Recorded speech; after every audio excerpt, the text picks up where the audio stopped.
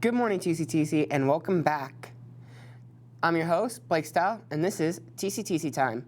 Here is a positive quote to help motivate you through your day today. Don't limit your challenges, challenge your limits.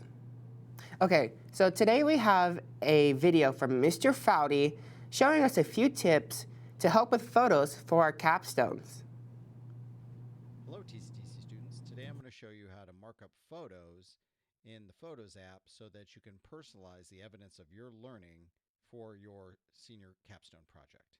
We're going to take a look at 3 different kinds of photos that you can mark up. A photo that's taken with your iPad or a phone, a screenshot taken on your iPad, or the photo of a document or paper. So the first type is a photo taken on your iPad or with a phone or something. So you get that photo into the Photos app, and in the upper right-hand corner of the Photos app, you tap Edit. And that's going to bring up on the left, we have our 3 different editing tools.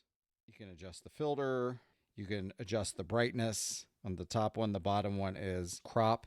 The button we're looking for is this one in the upper right-hand corner. It's a circle with the 3 dots inside. If I tap that, it's going to bring up the markup tool. So I'm going to tap Markup. And it brings me all my markup tools. So left to right, I have a pen, a highlighter, a pencil, an eraser, cutting tool for precisely picking things that you want to cut out of your photo or your markup. And then you can change the colors. The plus button allows you to add text. So don't think you just have to draw on it. You can add text overlay, a signature. You can magnify just part of the photo. And then down below that are 3 simple objects, a box, an oval, a text bubble, and an arrow. So you can add a shape. You can add a text box.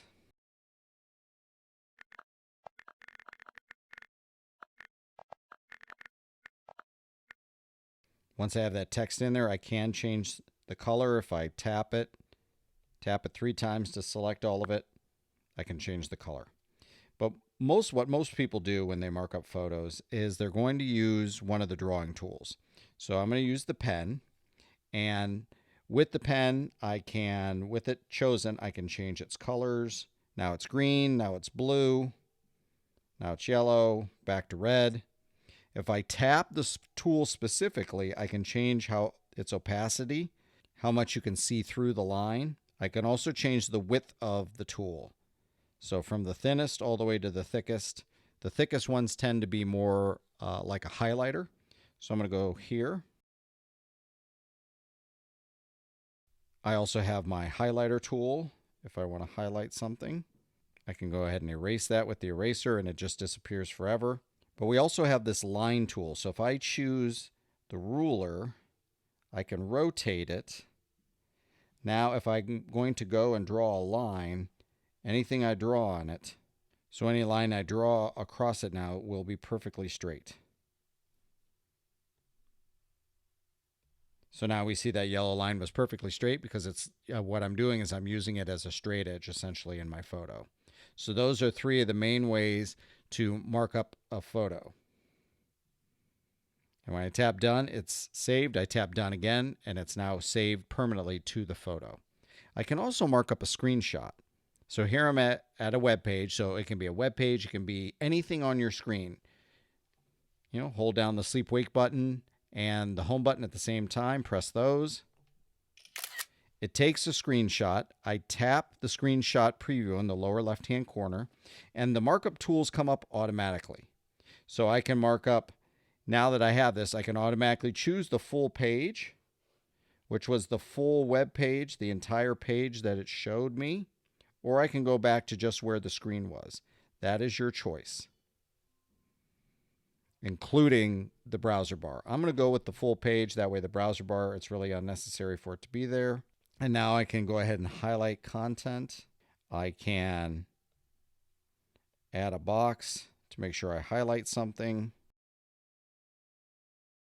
And then circle that, add some text.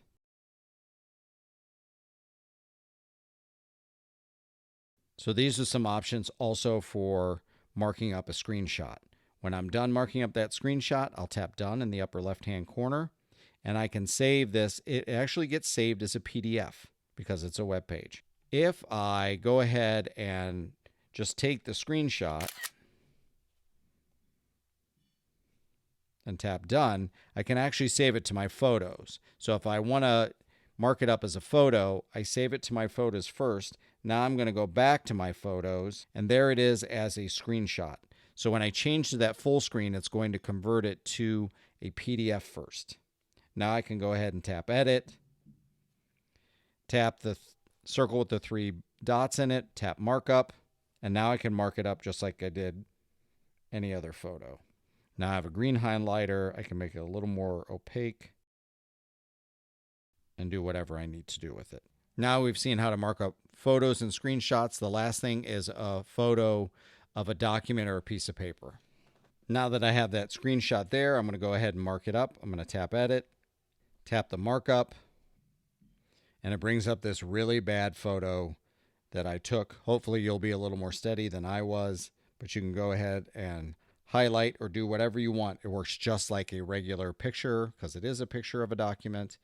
If there's something you want to do a little more precise, let me know, and I'll be happy to help you show you how to scan it as a PDF rather than as a photo. So this simple extra step of marking up your photos for your Weebly site, for your capstone, will help your site and your presentation look better and more dynamic. Thanks for watching. That's awesome. Well, thank you, Mr. Foutty.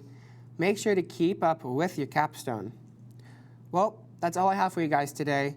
Here's a sneak peek into next Thursday's episode. And as always, have a great day, TCTC. This Thursday on TCTC Time. Make sure you tune in because we will be broadcasting another Student of the Month.